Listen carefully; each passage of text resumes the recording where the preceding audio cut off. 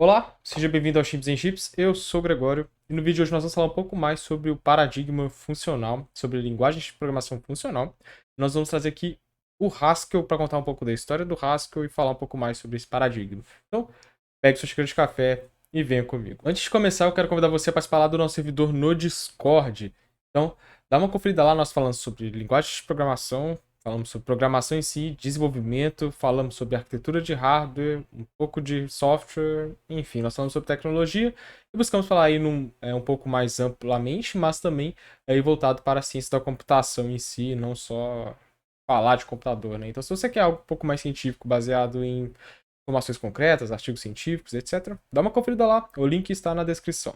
Vai lá. Bom, e antes de começar, eu quero pedir desculpa aí por não ter feito vídeo na semana passada. Na verdade, eu fiz, só que deu um monte de problema no DaVinci Resolve, que eu uso para editar os vídeos, e no OBS. Então eu não consegui de jeito nenhum editar o vídeo, tá? Então, ficou para essa semana, eu arrumei o computador, formatei, inclusive, Arch Linux trincando de novo. Então, tá tudo novinho, zero bala aqui pra gente fazer esse vídeo, tá certo? Esse vídeo é bem legal, porque ele é baseado aí num conteúdo que foi exposto lá na universidade, eu decidi trazer pra cá, até pra explorar um pouco do que a gente apresenta por lá, né? O que tem um pouco aí dentro, por exemplo, de uma universidade e do curso de engenharia de software. A gente explora, por exemplo, linguagem de programação também. Então, o artigo que dá base a esse conteúdo foi feito em conjunto com meus dois colegas de turma, né? O Matthew Rashid e o Vitor Marcondes, então citar o nome deles aqui, que eles contribuíram para a construção do conteúdo. O texto está disponibilizado lá no chipsandchips.com, dê uma conferida lá, então tá tudo lá, as referências de tudo onde foi tirado, exemplos de código. Então é muito importante ressaltar a leitura desse conteúdo, porque eu não vou conseguir simplesmente falar tudo que está lá. Então, assim, deu mais ou menos umas 15 páginas de conteúdo, então dá uma conferida lá. E comente, continue a discussão por lá, traga mais informações, é muito importante para a gente dar continuidade no nosso trabalho. Enfim, vamos falar então sobre o Haskell e como aí uma linguagem, né, no paradigma funcional. O Haskell ele é muito interessante, ele começa aí o movimento de surgir lá por volta do final da década de 80 e ele traz uns conceitos muito legais, tá? O Haskell ele é uma linguagem puramente funcional. O conceito de puramente funcional remete aí a funções matemáticas. O que quer dizer que as funções em Haskell elas são funções matemáticas e elas vêm exatamente de um conceito já um pouco antigo aí, lá da década de 30, que são as funções lambda, né? Esse conceito por muito tempo ele era muito abstrato e de certa forma não era assim simples implementar isso. A implementação disso não era algo muito trivial. E à medida que a computação foi avançando, a facilidade para implementar linguagens funcionais começou também a ser facilitada. Então é muito legal a gente perceber que nem sempre foi assim, tá, galera? E nem sempre teve tantas linguagens funcionais como hoje nós temos, por exemplo, no próprio JavaScript, vários métodos que a gente chamaria de funcionais, né? Como mapear objetos, por exemplo. É algo que foi aí desenvolvendo ao longo do tempo e graças ao avanço da computação claro, do processo aí de avanço da arquitetura de hardware, por exemplo, e do próprio hardware na velocidade em si, a gente conseguiu aí trazer esses tipos de abstrações para dentro da computação. Então é muito legal a gente ter uma noção disso. O Haskell ele começa aí a surgir derivado de uma linguagem que já estava no mercado na sua época, que era exatamente o Miranda, né? O Miranda, se você for olhar, o Miranda parece demais com o Haskell. Você tem muitos trechos de código que você colocar lado a lado, é quase imperceptível assim, você distinguir Haskell e Miranda. Mas tem um motivo para isso, porque o mesmo idealizador do Miranda, né, o mesmo cara que foi fazer o Miranda, ele também participou da criação do Haskell. O mesmo cara aí que era responsável pela equipe do Miranda, tá? Que é exatamente o David Turner. O David Turner, ele decidiu então que ele queria fazer uma nova linguagem. Mas tinha um motivo para isso. Ele queria que fosse uma linguagem um pouco mais extensível e um pouco mais aberta para as pessoas contribuírem. E ele deixou bem claro, bem explicitamente, que queria que essa linguagem nova ela não fosse um dialeto de Miranda. A gente quer dizer o que ele quer dizer com isso, dialeto de Miranda? Porque eu não sei se você sabe, mas o próprio C++, a origem dele, ela tem origem direta no C. O C++, por um tempo, foi uma extensão de C até que ele virou uma linguagem completamente distinta. e pôde seguir seus próprios caminhos, tá? Os seus próprios rumos. Então a ideia dessa linguagem era exatamente não ser, né, mais um dialeto, era não ser uma extensão do Miranda, era ser uma linguagem completamente nova. Daí a origem do Haskell. Então o Haskell passou um bom tempo aí muito nessa parte de definir e decidir como ia ser essa linguagem. Perceba que não é a linguagem de um cara só que começou lá no fundo da casa dele a construir a linguagem, como muitas linguagens que nós conhecemos hoje foram feitas assim, antes de serem padronizadas, né? E aí você já vê que o Haskell tem por trás aí uma equipe, colaboradores, tá? Então isso é bem interessante, já dá um certo suporte a essa linguagem. Mas aí nós começamos então a história do Haskell, né? Bom, eu quero deixar bem claro aqui que o Miranda ele já trabalhava com os conceitos extremamente interessantes. Na sua época era uma das linguagens funcionais mais maduras que nós tínhamos, tá? E aí ele tinha um conceito muito legal, Miranda, que era exatamente inferência de tipos através de inferência de Hindley-Milner e também trazia aí já os conceitos de dados algébricos que o Haskell vai implementar. O que é o conceito de inferência de Hindley-Milner? Isso aqui é um conceito extremamente legal.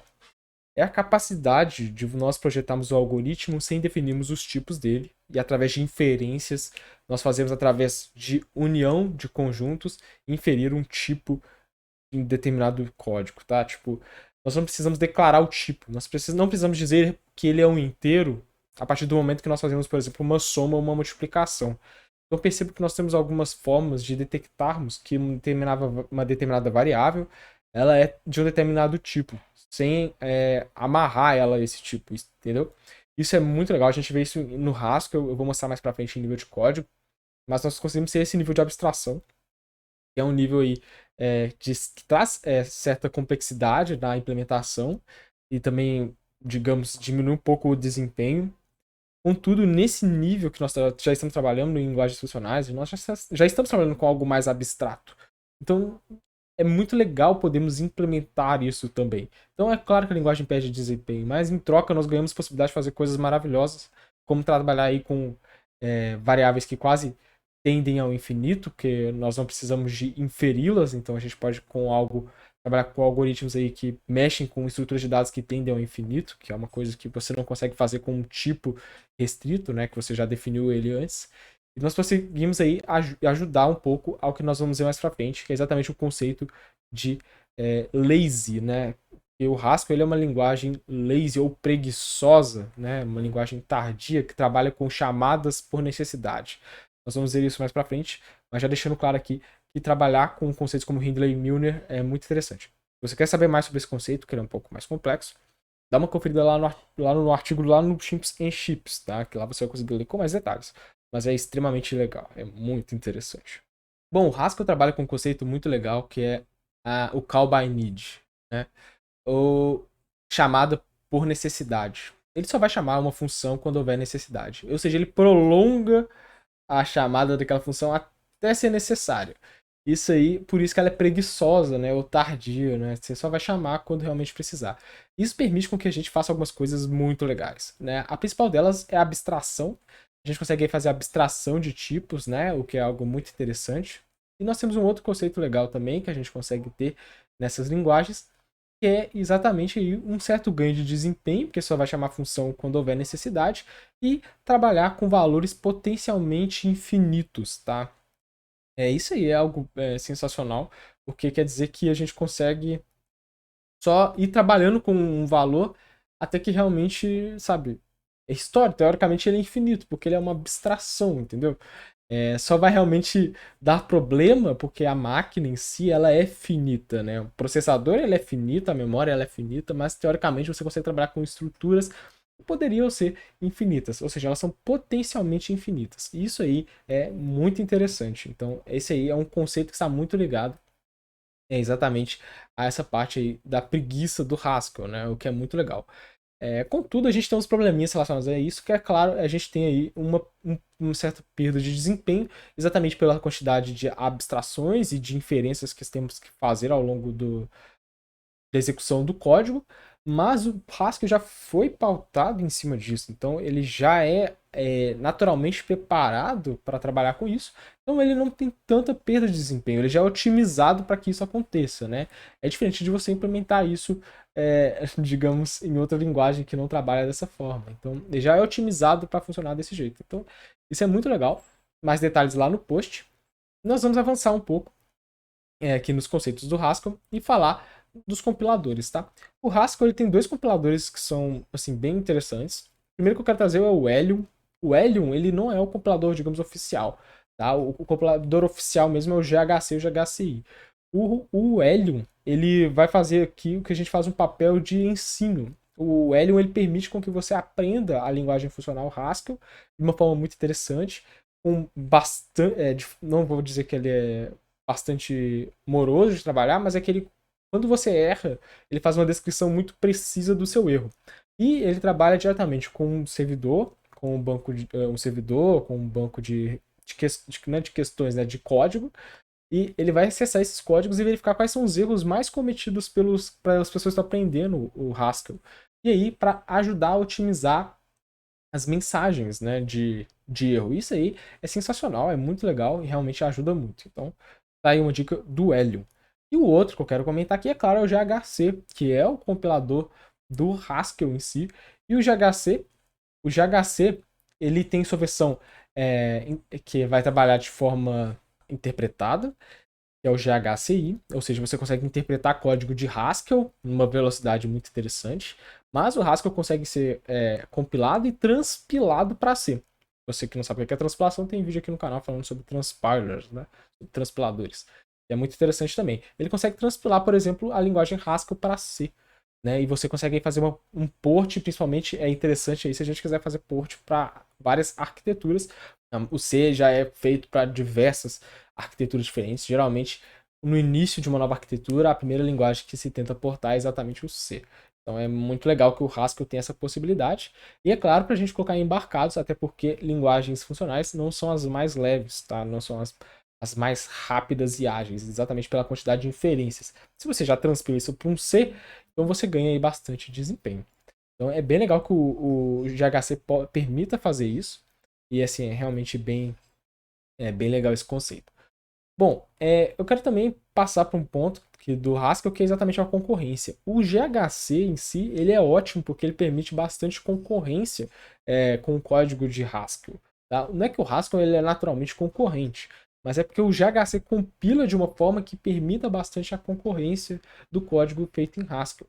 Isso foi muito interessante porque um dos projetos maiores que a gente vai encontrar o Haskell é o Sigma do Facebook.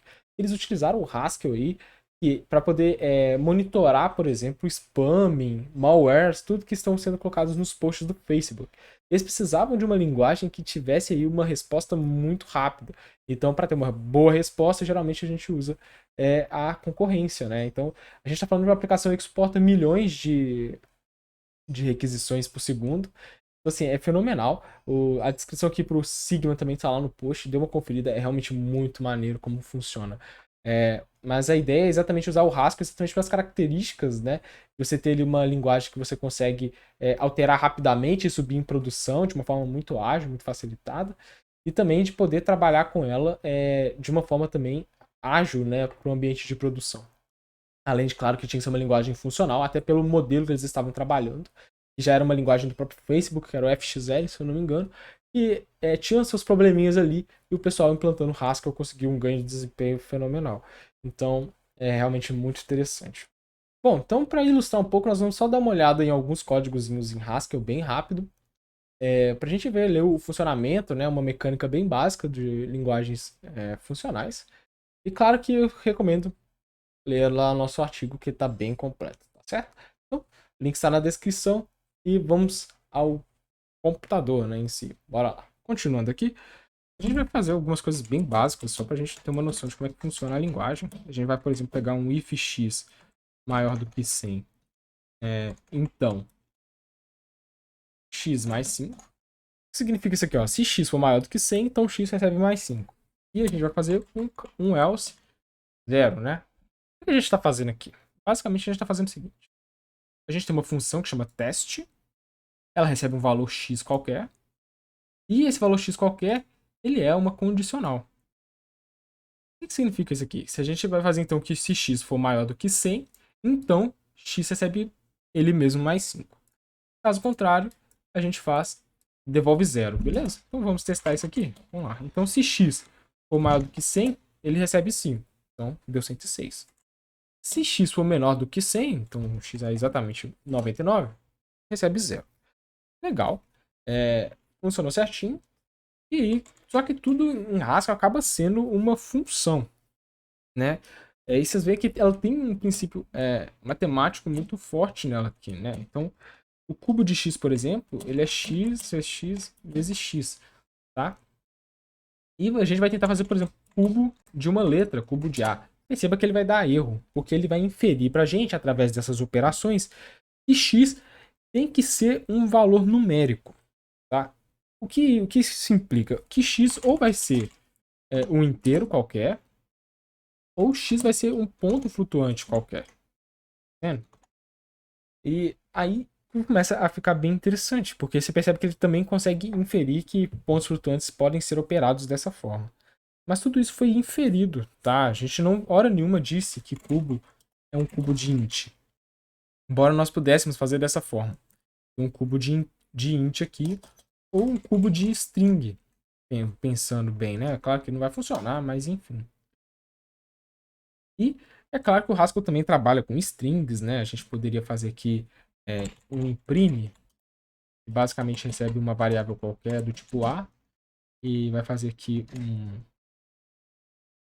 um olá, né? Mais A. Aí a gente imprime uma string, entre aspas. E é claro, deu problema por causa do caractere, que ele não tá reconhecendo um caractere do tipo UTF, né? Enfim. Bom, mas isso aqui é bem legal. E uma coisa mais legal ainda é a gente fazer a composição das funções, que é a gente pegar, por exemplo, o cubo do teste. Ali a gente viu que o teste de 101 deu 106. Seria pegar o cubo de teste de 101 ali e ver o que acontece, né? Ele vai tentar fazer uma operação e deu um número e por aí vai. Bom, é claro que eu não vou me estender muito, exatamente pelo nível de base teórica, de bagagem teórica que tem que ser entendida para compreender. Isso daria vários e vários vídeos. Mas é claro que já tem aqui algo bem mais mastigadinho. Isso aqui no chimpsandchips.com, se você ainda não acessou. E que trabalha um pouco dos conceitos chaves. A gente tem um pouco de código em Miranda, por exemplo. Ó. Perceba que a gente tem algo bem parecido com o que a gente acabou de fazer aqui. Ó. Isso aqui é código em Miranda. Ou seja, ele está aqui fazendo essa parte aqui, principalmente da concatenação de strings, né? E aí funciona dessa forma. A gente falou aqui um pouco de Hindley e Milner, os tipos de dados e amarrações, que também é interessante. A gente pega exemplos e põe as referências também, claro. Fala um pouco sobre o termo lazy, né? Sobre a preguiça. E aí, a gente fala aqui um pouco dos compiladores, como o Helium, que eu falei aqui.